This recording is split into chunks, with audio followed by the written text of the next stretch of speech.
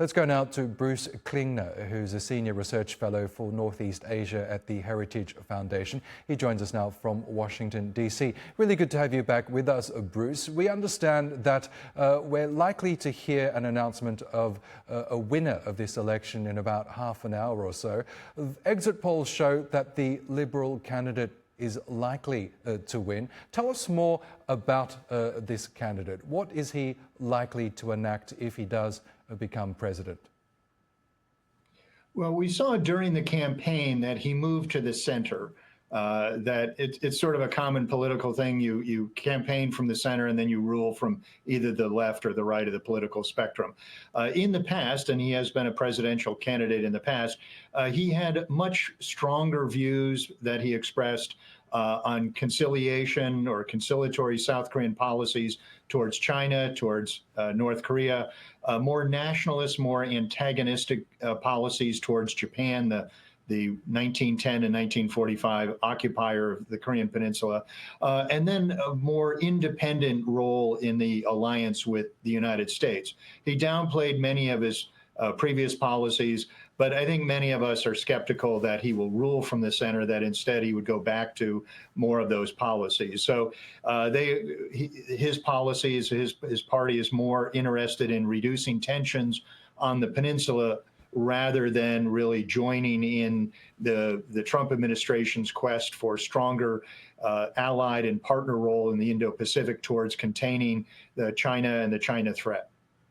Yes, and Bruce, we're just getting reports now from Reuters that his conservative rival Kim Moon-soo has conceded defeat and that he's congratulated Jae-myung on his election victory. Obviously, that hasn't been made official as yet. You say that Jae-myung is likely to stick to his traditional left-wing stance on a number of issues, including regional securities. You mentioned Donald Trump there. The US has been a reliable partner for South Korea and also Japan in the region in the face of the threat from North Korea.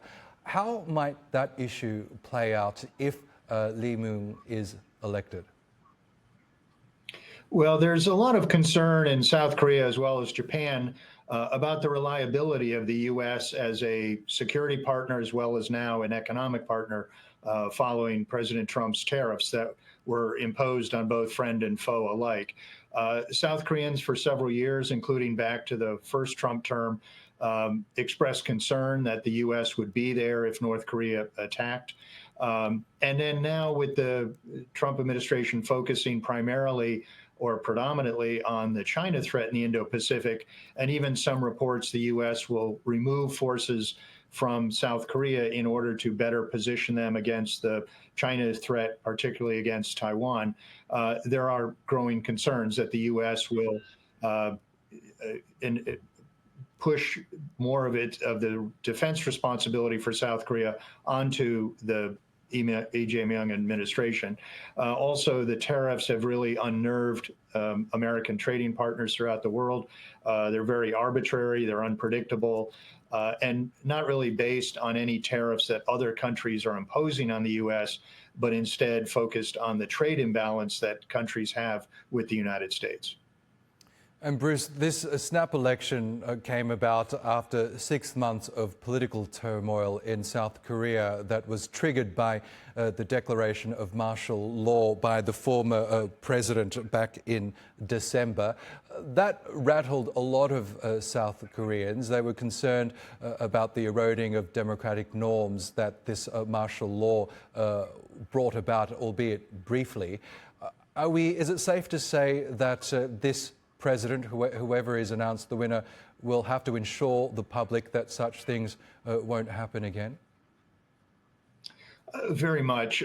South Koreans took great umbrage at President Yoon for returning the country to its authoritarian past by imposing martial law, even though it only lasted a few months. But President Yoon had tried to prevent the National Assembly from carrying out their constitutional responsibilities where they could vote against martial law. He sent the police and military to prevent that, but the National Assembly was successful.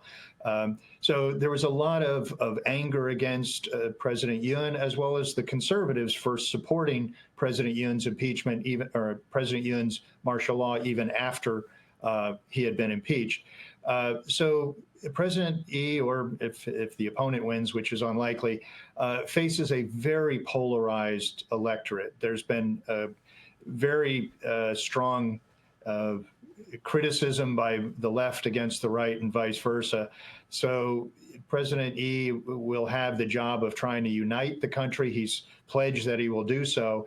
But the opposition, the Liberal Party, during the last 6 months has been very sort of vicious, really, in going after those that they believe disagree with them, including judges in the court. So again, there's skepticism that Yi will really try to unite the country, but now that he would have the presidency as well as a strong majority in the National Assembly, that he may just try to railroad through his own policies.